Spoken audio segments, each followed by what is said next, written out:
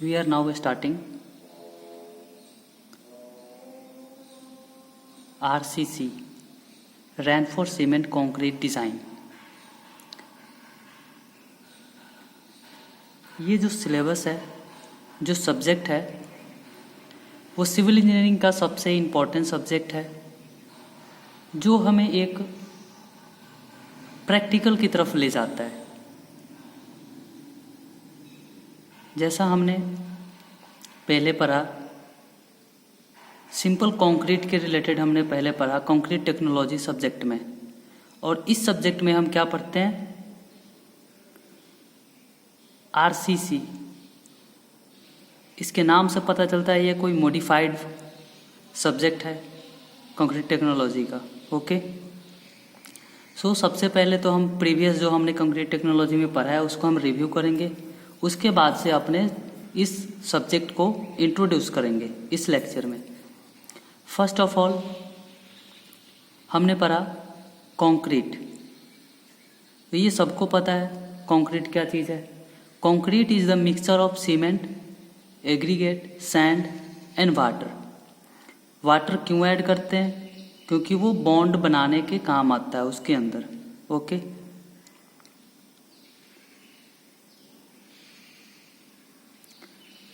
हमने पढ़ा कंक्रीट दो टाइप का होता है, एक पीसीसी और एक आरसीसी।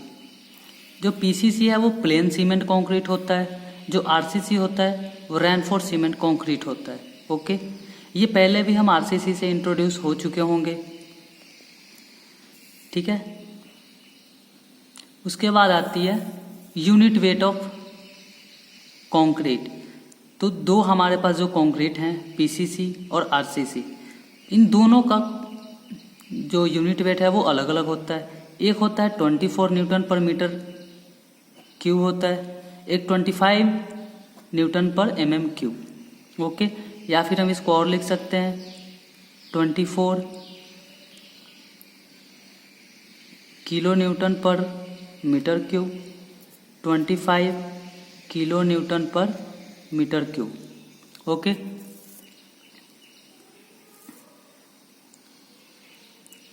नेक्स्ट आता है हमारा जो कंक्रीट जब हम प्लेस करते हैं कहीं पे, तो उसके अंदर कौन कौन से ऑपरेशन होते हैं, ठीक है, कौन कौन से ऑपरेशंस हैं, ये भी हमने कंक्रीट टेक्नोलॉजी में पढ़ा था। बस हम यहाँ पे इंट्रोडक्शन देखेंगे, इसका जो मेन टॉपिक है। सबसे पहले आता है collection and storage of material. Collection और स्टोरेज ऑफ मटेरियल के अंदर क्या होता है कि जो भी मटेरियल हमें कंक्रीट बनाने के लिए चाहिए उसको हम पहले एक जगह पे स्टोर करते हैं, जहाँ पे हमने स्टोरेज बनाया होता है, स्टोर रूम। और वो हमने पहले कंक्रीट टेक्नोलॉजी में पढ़ चुके हैं ये चीज़ कि स्टोरेज किस टाइप का होना चाहिए, मटेरियल कलेक्शन कैसे होना चाहिए, कौन कौन से टेस्टेड होना चाहिए मटेरियल पे before selecting the material. Okay, next आता है batching of material. Batching of material भी हमने पढ़ा। वहाँ पे हमने कंक्रीट टेक्नोलॉजी में बैचिंग ऑफ मटेरियल के रिलेटेड क्या पढ़ा कि उसको हम दो टाइप से बैच कर सकते हैं, एक वॉल्यूम बैचिंग और एक वेट बैचिंग।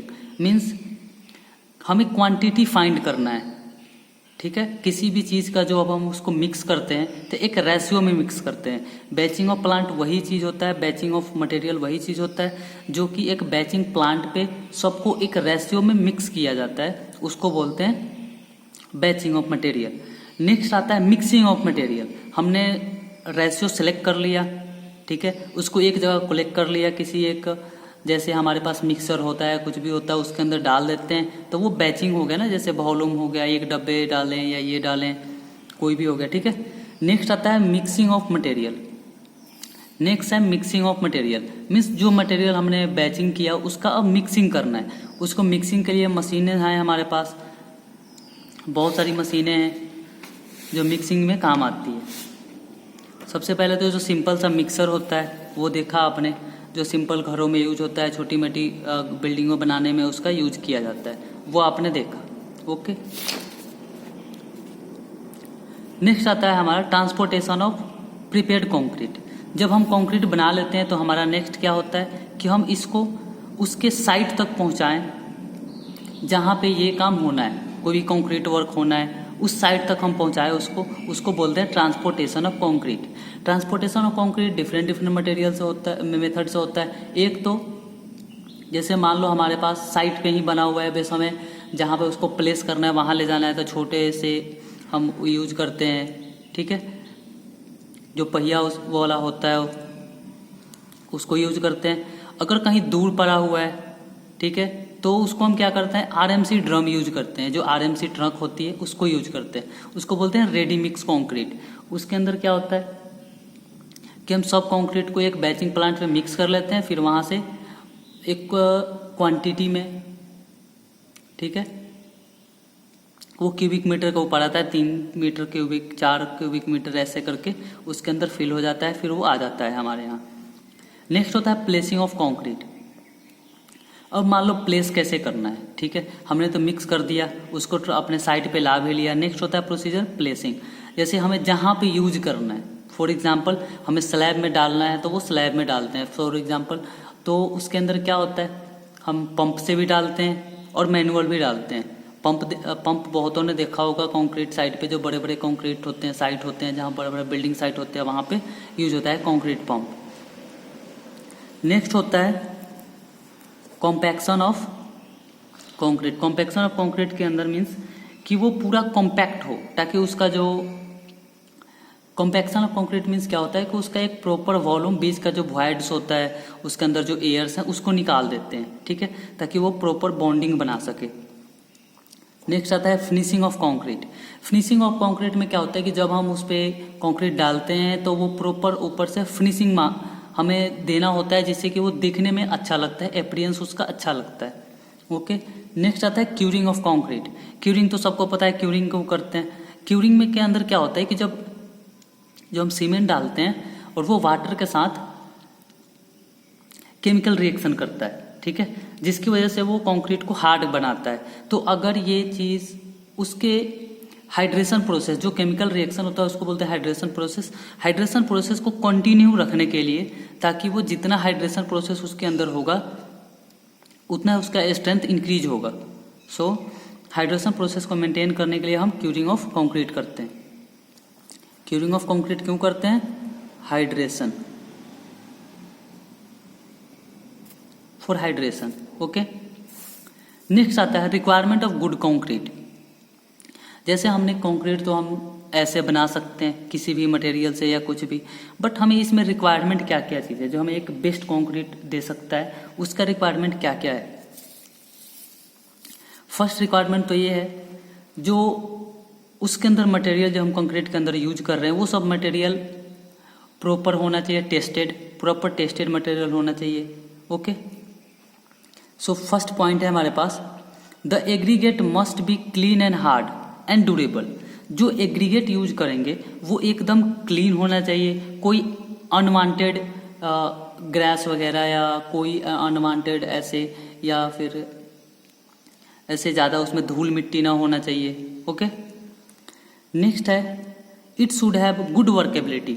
जो कंक्रीट है उसको एक गुड वर्केबल होना चाहिए। जो वर्केबिलिटी है, आपने कंक्रीट टेक्नोलॉजी में पढ़ रखा है वर्केबिलिटी का क्या मीनिंग होता है।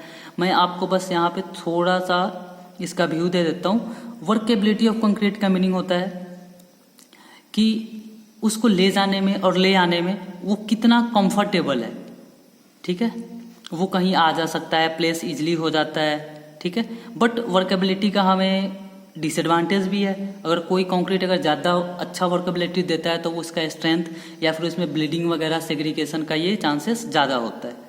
ओके। नेक्स्ट आता है it should be compact and dense.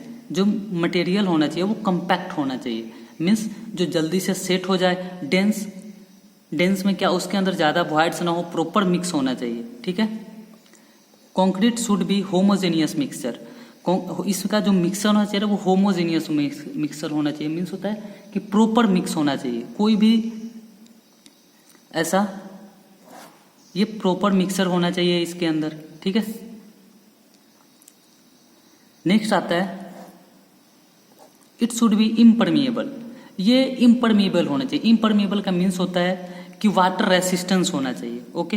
क्योंकि अगर हम कहीं वाटर टैंक में लगाते हैं, जैसे हमने इसको ये वाटर टैंक में यूज कर लिया, ठीक है, या फिर किसी जैसे हम छोटा मोटा बना रहे हैं कोई टैंक, ठीक है, उसके लिए, या कोई रिटेनिंग वाल बना रहे हैं कहीं पे, उसके लिए। तो कंक्रीट क्या होना चाहिए, इम्परमिएबल होना चाहिए, मीन्स अपने अंदर से वाटर को पास नहीं करना चाहिए। नेक्स्ट है जो सबसे इम्पोर्टेंट टॉपिक होता है वो क्या है, सबसे इम्पोर्टेंट इसका, इट शुड बी इकोनॉमिकल, यानी कि ये तो सस्ता होना चाहिए। फर्स्ट ऑफ ऑल ये सस्ता होना चाहिए। ओके, नेक्स्ट आता है हमारे पास ग्रेड ऑफ कंक्रीट। जो नेक्स्ट हमारा टॉपिक है वो है ग्रेड ऑफ कंक्रीट। तो जो हम IS कोड यूज करेंगे RCC का, वो होता है IS 456-2000। जो भी डिज़ाइन हम RCC का करते हैं वो सारा का सारा डिज़ाइन बेस्ड किस पे होता है, IS 456-2000 पे। ये हमें एक प्रोविज़न है जो गाइडलाइंस देता है कि हमें कंक्रीट किस टाइप का बनना चाहिए, उसका ग्रेड क्या होना चाहिए, उसका स्ट्रेंथ क्या होना चाहिए, सीमेंट जो हम यूज करते हैं उसका ग्रेड क्या होना चाहिए। ओके, ये एक प्रोविज़न है जो हमें प्रोवाइड करता है एक गाइडलाइंस फॉर द RCC। आपने जब आप ग्रेड ऑफ कंक्रीट देखते हो तो अब इसके अंदर ग्रेड होता है M10 से M80 तक।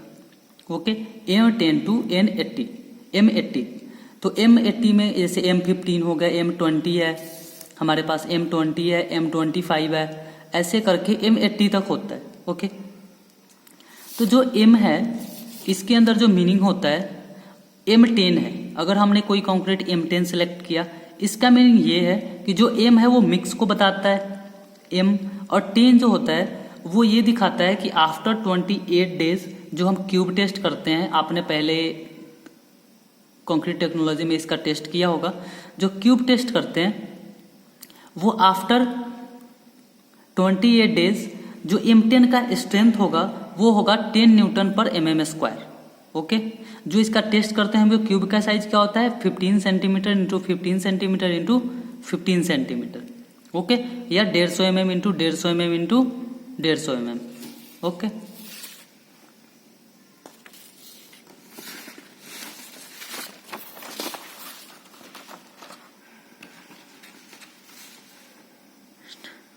अब हम आते हैं अपने सिलेबस पे, जो हमारा करंट सिलेबस अब चलेगा रेनफोर्स कंक्रीट का। ओके, तो सबसे पहले हम ये जानेंगे कि रेनफोर्स कंक्रीट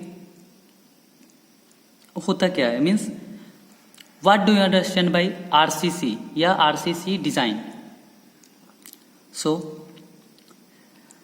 हमने कंक्रीट टेक्नोलॉजी में ये पढ़ा है कि PCC जो कंक्रीट है, जो प्लेन सीमेंट कंक्रीट है, वो स्ट्रांग होता है किसमें, कंप्रेशन में, बट वीक, वेरी वीक होता है, बहुत ही वीक होता है किसमें, टेंशन में।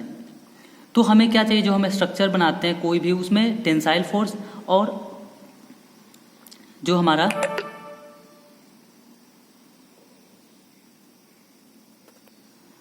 टेंसाइल फोर्स है उसके साथ साथ कंप्रेशन फोर्स, दोनों फोर्स एक्ट करता है। तो जो RCC के अंदर जब हम इसको कंक्रीट को कहीं भी स्ट्रक्चर में लगाते हैं, अगर हमने उसके अंदर प्लेन सीमेंट कंक्रीट लिया है, तो जो प्लेन सीमेंट कंक्रीट में टेंशन स्ट्रेंथ होता है वो ओनली 10% होता है उसके कंप्रेशन का। ओके, तो इस चीज को इंक्रीज करने के लिए जो 10% है हमारे पास, इसको इंक्रीज करने के लिए हम इसमें एक्स्ट्रा मटेरियल ऐड करते हैं। ठीक है, तो उसको क्या बोलते हैं, जो एक्स्ट्रा मटेरियल यूज करते हैं उसको स्टील यूज करते हैं हम उसके अंदर। स्टील क्यों यूज करते हैं, क्योंकि वो कंप्रेशन और टेंशन दोनों में उसका स्ट्रेंथ सेम होता है। ओके, कि steel bars are introduced because of steel is equally strong in tension as well as compression. ठीक है, क्योंकि जो स्टील है वो उसका जो स्ट्रेंथ है वो टेंशन में और कंप्रेशन में सेम होता है। अब हम आगे बढ़ते हैं। The round shape bars are used to make concrete stronger in tension as well as compression is known as reinforcement. जो स्टील बार हम राउंड शेप में कंक्रीट में डालते हैं, जो टेंशन में भी यूज करते हैं, कंप्रेशन में भी यूज करते हैं, उसको हम क्या बोलते हैं, रेनफोर्समेंट। और ये हेल्प कैसे करता है इसमें, तो it help to increase the strength, durability and control of shrinkage of the concrete. ये क्या क्या करता है, ये तो स्ट्रेंथ इंक्रीज कर देता है, ड्यूरेबिलिटी इंक्रीज कर देता है और उसके श्रिंकेज को कंट्रोल करता है। ओके, आपको पहले मैंने बता दिया था unit weight of RCC is 25,000 Newton पर एम एम क्यूब और 25 किलो न्यूटन पर एम एम क्यूब।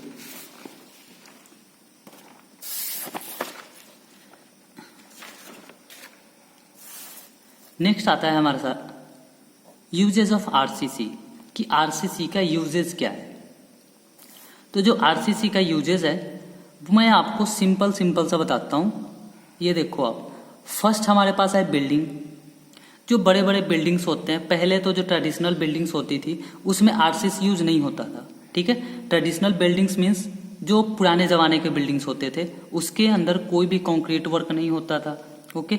पर जो मॉडर्न बिल्डिंग्स बन रहे हैं, जो हाई राइज बिल्डिंग बन रहे हैं, जो आज छोटे भी बिल्डिंग बन रहे हैं, उसके अंदर भी जो स्लैब होती है वो आरसीसी की होती है, ओके। लेकिन जो बड़े बिल्डिंग्स बनते हैं उसमें शियर वाल भी डालते हैं, जो वाल होता है वो भी आरसीसी का होता है, जो बीम डालते हैं, कॉलम डालते हैं वो भी आरसीसी का होता है, ठीक है। और जो जहाँ पे बहुत बड़ा वाटर टैंक बनाना है या ऐसा कुछ है उसके अंदर भी हम आरसीसी लगाते हैं। आरसीसी वाटर टैंक के अंदर क्यों लगाते हैं, मैंने आपको पीछे बताया कि इम्परवियस इन नेचर होता है, ओके। नेक्स्ट फाउंडेशन में यूज करते हैं, और छोटे मोटे जो रोड्स होता है ना उसके अंदर लगाते हैं, ठीक है। अब नेक्स्ट हमारे पास एडवांटेज ऑफ आरसीसी, कि जो हम आरसीसी यूज कर रहे हैं उसका एडवांटेज क्या है। तो आरसीसी का एडवांटेज ये होता है, ये इजी इन हैंडल होता है, मीन्स इसको हैंडल करना इजी होता है। हम कहीं से भी इसको प्लेस कर सकते हैं, कहीं से भी ट्रांसपोर्ट कर सकते हैं, इसको मिक्सिंग करना इजी होता है, ओके। उसके बाद बेनिफिट है इसका, मटेरियल जो होता है इसका इजीली अवेलेबल होता है, ठीक है। आपके लोकली मिल जाएगा ये मटेरियल, इसमें कोई वो नहीं है कि हाँ चलो भाई हमारे यहाँ ये मटेरियल नहीं है कुछ दिन रुकना पड़ेगा, ऐसा कुछ नहीं होता। ये आपको आपके मार्केट में अवेलेबल होता है, इजीली मिल जाता है। और थर्ड है we can mould in any shape. Third में क्या है कि हम इसको किसी भी शेप में मोल्ड कर सकते हैं, ठीक है। जैसे आरसीसी का कितने बार हम कोई स्टैचू भी बना के देखते हैं, ठीक है। कंक्रीट का स्टैचू भी बन जाता है। इसको हम कोई भी बर्तन बनाते हैं जिसके अंदर कोई भी एनिमल्स वगैरह के लिए रखते हैं उसको, या कोई भी स्ट्रक्चर बना देते हैं, जैसे किसी भी शेप में, राउंड शेप देना हो, कोई भी शेप हो उसको हम दे सकते हैं। नेक्स्ट होता है इट इज़ फायर रेसिस्टेंट। सबसे बेनिफिशियल इसका ये होता है कि यह फायर रेसिस्टेंट होता है, जिससे कि जो फायर हैजार्ड होता है वो इसके अंदर मिनिमम हो जाता है। It is impermeable to moisture. Fifth क्या होता है इसका, ये मॉइस्चर इम्परमिएबल होता है, मीन्स जो कंक्रीट है वो वाटर को अपने अंदर से फ्लो नहीं करने देता। सिक्स क्या है, it help in making earthquake resistant structure. जो आरसीसी है जो इसके अंदर एनफोर्समेंट प्रोवाइड करते हैं वो कंप्रेशन और टेंशन में इक्वली स्ट्रांग होता है, ठीक है। जो कि कोई भी फोर्स आए उसके अंदर कंप्रेशन आ रहा है, टेंशन आ रहा है, उसको इजीली रेसिस्ट कर लेता है, जिसके कारण उसके अंदर कोई भी फ्रैक्चर या कोई भी ऐसा डैमेजेस नहीं आता है ड्यूरिंग अर्थक्वेक। नेक्स्ट है इट इज़ इकोनॉमिकल। अगर दूसरे किसी मटेरियल के अकॉर्डिंग देखा जाए तो ये इकोनॉमिकल है, ठीक है, क्योंकि ये लॉन्ग लास्टिंग है, इसका लास्टिंग लॉन्ग है, बहुत लॉन्ग है। हम आरसीसी का लाइफ जो रहता है वो अप्रॉक्स 100 ईयर मान के चलते हैं, ठीक है। 100 ईयर मीन्स ये 100 ईयर तक इजिली कंस्ट्रक्ट रहेगा। देखो कोई भी स्ट्रक्चर हम बनाते हैं, कोई भी चीज़ जो हमारे लिए बेनिफिशियल होता है उसके अंदर कुछ ना कुछ डिसएडवांटेज होता है, ठीक है। तो हम अभी आरसीसी का डिसएडवांटेज अब देखते हैं। Initial cost is very high. जो इसका डिसएडवांटेज है वो इनिशियल कॉस्ट जो होता है आरसीसी का वो बहुत ज़्यादा होता है, ओके। लॉन्ग लास्टिंग तो होता है बट इसका इनिशियल कॉस्ट बहुत ज़्यादा होता है। सेकेंड है the dead load of structure is very high. जो स्ट्रक्चर का डेड लोड होता है, क्योंकि जो इसका डिज़ाइन है वो डेंस और कम्पैक्ट होता है, जिसके कारण इसका हम पहले से एस्टिमेट नहीं कर सकते कि ये कितना वेटेड है, बट ये देखने में जितना लगता है ना बड़ा स्ट्रक्चर बन गया उसके अकॉर्डिंग इसका डेड लोड भी होता है, ठीक है। थर्ड, इसमें स्किल्ड लेबर चाहिए। स्किल्ड लेबर क्यों चाहिए, क्योंकि जो हम मिक्सिंग करते हैं, बैचिंग करते हैं, ठीक है, अगर वो मिक्सिंग में कोई भी रेशियो का अगर उसको समझ नहीं आता, जो लेबर हमारे यहाँ काम कर रहे हैं, कुछ दिक्कत होता है तो फिर पूरे का पूरे स्ट्रक्चर को वो इफेक्ट करता है। So thank you. अब हम आपको फिर से नेक्स्ट लेक्चर में आगे इसके कंटिन्यू करेंगे।